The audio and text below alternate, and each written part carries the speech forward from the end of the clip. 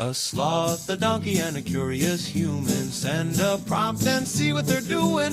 One hits record with a question on his mind. Two brothers pick it up, see what they find. Corn takes his time, Herman's got the facts. Back and forth, they never hold back. My weird prompts, come on in, that's where we begin. My weird prompts, glad you're here.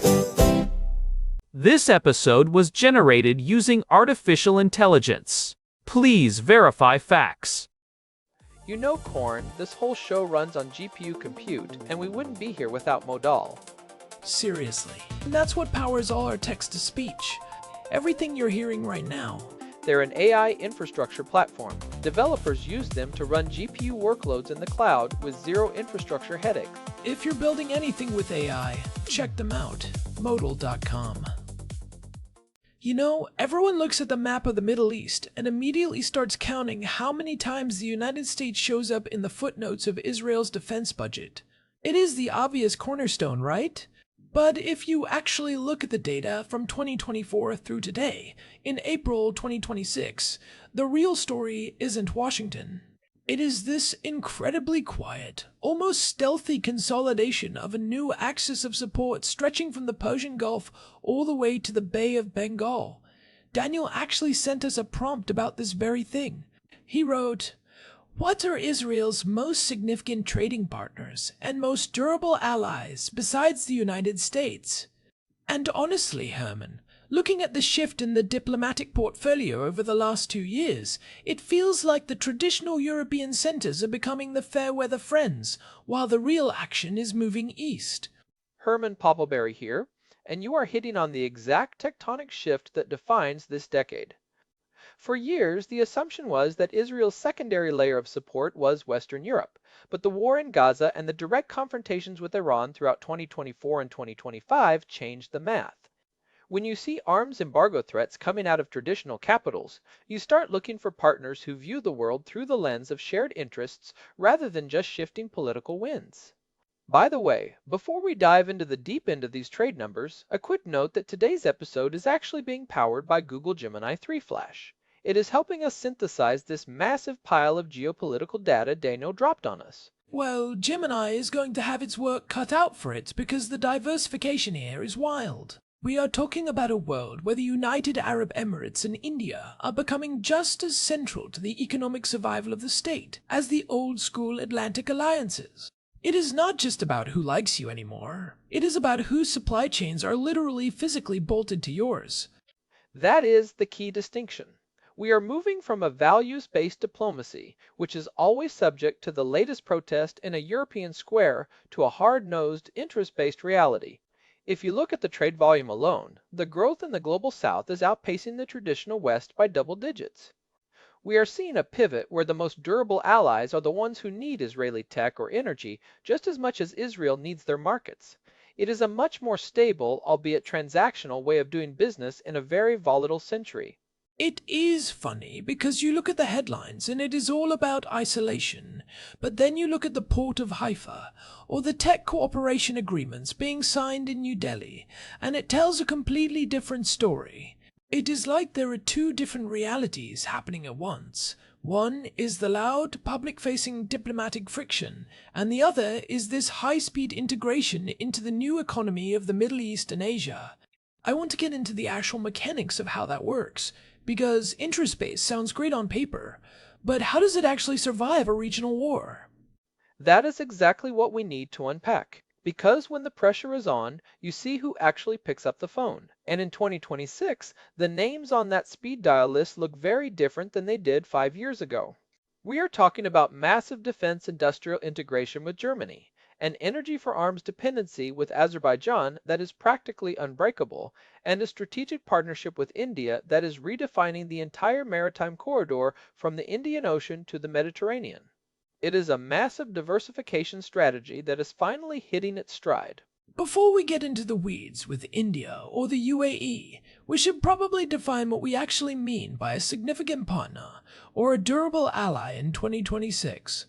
Because if you just look at a map of who protests the loudest at the United Nations, you get a very different picture than if you look at who is actually clearing billion-dollar checks for missile defense systems.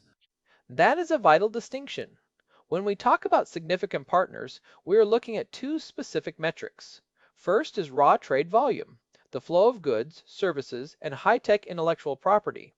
But the second, and arguably more important part, is strategic depth. That is your defense cooperation, your joint intelligence sharing, and your integrated supply chains. A partner becomes a durable ally when they maintain that high-level engagement even when it is politically inconvenient.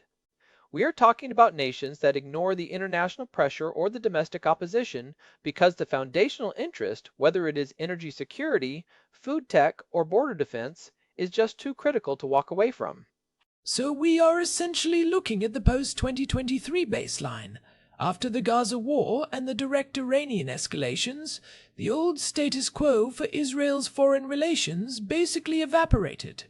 The baseline now is essentially who stayed in the room when the lights went out. The geopolitical isolation people talk about is real in some diplomatic circles, but in the realms of hard power and economic necessity, the circle has actually tightened and become more resilient in specific directions. We are seeing a move away from the performative diplomacy of the early 2000s toward a much more survivalist mutual dependency. If you provide 40% of a country's oil, or if you are the sole provider of the radar tech that protects their capital, that relationship is durable by definition. It does not matter what the headlines say on a Tuesday, the hardware is already installed. That hardware aspect is the perfect bridge into the Abraham Accords. If you look at the UAE, Bahrain, and Morocco, the conventional wisdom after October 7th was that these deals were dead in the water. The streets stayed angry, the diplomatic rhetoric got sharp, but the spreadsheets tell a completely different story. In the first half of 2024 alone, bilateral trade between the UAE and Israel hit $2.5 billion. That is on track to exceed $10 billion by the end of 2025. You don't get those kinds of numbers from a symbolic peace treaty. The mechanics of that growth are purely functional. We're seeing a massive shift from Israel relying on European agricultural or basic goods toward this Gulf state integration. It is not just about selling dates or tourism anymore. It is about the I2U2 grouping: India, Israel, the United Arab Emirates, and the United States. This isn't just a catchy acronym, it is a functional economic corridor. The UAE is investing heavily in Israeli food security and water tech, while Israel is providing the cyber infrastructure for the Gulf's digital transformation. Even during the height of the regional tensions in 2024 and 2025, the trade ships didn't stop. The normalization proved to be a structural reality, not a fair-weather friendship. It's like the trade route became a stabilizer, but the real heavyweight in this new axis has to be India. I saw the data from early 2026, and they've officially elevated things to a special strategic partnership for peace, innovation, and prosperity. That sounds like a lot of flowery diplomatic language, but when you look at the 17 new agreements they signed in February covering AI and joint production of tanker aircraft, it starts to look like a full-blown industrial merger. The India connection is probably the most significant non-US relationship Israel has right now. India became Israel's third largest trade partner in Asia in 2024, and the defense exports alone are exceeding $1.5 billion annually. But the real shift is in the free trade agreement implementation. They accelerated those talks in early 2026 because India sees Israel as the R&D lab for their own Make in India initiative. They aren't just buying finished missiles anymore, they are co-developing advanced radar systems and heavy transport aircraft. And that feeds into the IMEC, the India, Middle East, Europe Economic Corridor. If you're sitting in New Delhi, Israel isn't just a defense contractor, it's your high-tech gateway to the Mediterranean. It makes the relationship durable because India's long-term growth strategy literally depends on that transit hub being stable and technologically integrated. It's a far cry from the old days of Europe being the only game in town. It really is a massive shift. While that India to Europe corridor is the future, the European end of that bridge is looking a lot more complicated than it used to. We're seeing a real European drift, where the traditional, values-based alliances are starting to cool significantly. If you look at France or Spain post-2023, the diplomatic friction has been constant. There have been repeated threats of arms embargoes and very vocal criticism in the European Union. It's created this environment where Israel feels it can't necessarily bank on Western Europe for the long haul anymore. It's the classic fair weather friend problem, right? When things are quiet, the shared democratic values are front and center. But the second there's a major conflict, the domestic politics in Paris or Madrid start to dictate the foreign policy, and suddenly those durable ties look pretty thin. But then you have Germany, which seems to be the massive outlier in that European trend. Germany is the fascinating counterpoint. While the political rhetoric in the Bundestag can get heated, the structural military bond has actually reached an all-time high. We're talking about the Arrow 3 missile defense deal. In 2024, Germany finalized that €4 billion purchase, which, by the way, was the largest single defense export in Israeli history. Think about the irony there. For decades, Germany was the one providing support and reparations. Now, Israel is literally providing the shield that protects the largest economy in Europe. It's a total power dynamic flip. Israel isn't the junior partner in that specific room anymore. They're the tier 1 supplier. And that defense export engine is really what's securing these alliances when the shared values talk fails. If you're Germany and you've integrated Israeli interceptors into your national air defense, you can't just drift away because of a bad news cycle. The relationship becomes transactional in the most durable way possible. And you see that same pragmatic durability in the Eastern Mediterranean with the Cyprus-Greece axis. While other European leaders are giving speeches, Israel, Greece, and Cyprus are quietly signing trilateral military cooperation plans. In December 2025, they laid out a plan for a joint rapid response unit of 2,500 personnel. It's the silent alliance. You don't hear much about it in the headlines because it's built on two very unsexy things: energy security and subsea pipelines. They're all looking at the same gas fields in the Mediterranean and thinking, we need to protect this from regional rivals. It's a complete contrast to the vocal criticism coming from Western Europe. Greece and Cyprus aren't interested in the grandstanding. They're interested in the hardware and the gas. It really reinforces the idea that Israel's most reliable partners now are the ones who actually need their tech to survive. That is the core of the transition we are seeing in 2026. If you look at the board, Israel's durable allies are increasingly defined by mutual defense needs rather than shared democratic values. It is a shift from the ideological to the existential. When you are talking about Azerbaijan providing 40% of Israel's oil or Germany relying on the Arrow 3 for its national airspace, those are not ties that snap because of a shift in public opinion or a heated debate in a parliament. These are deep structural dependencies. It is a bit cynical, but arguably more stable. You can argue about values all day, but you cannot argue with a missile interceptor that actually works or a gas pipeline that keeps the lights on. It feels like Israel has consciously traded the moral high ground of Western European approval for the hard floor of strategic necessity in the global South, and the data really backs that up. The most significant trade growth isn't coming from the traditional West anymore. It is India, the UAE, and Morocco. Those are the places where we are seeing double-digit increases, and those landmark free trade agreements coming online in 2025 and 2026. The numbers are staggering.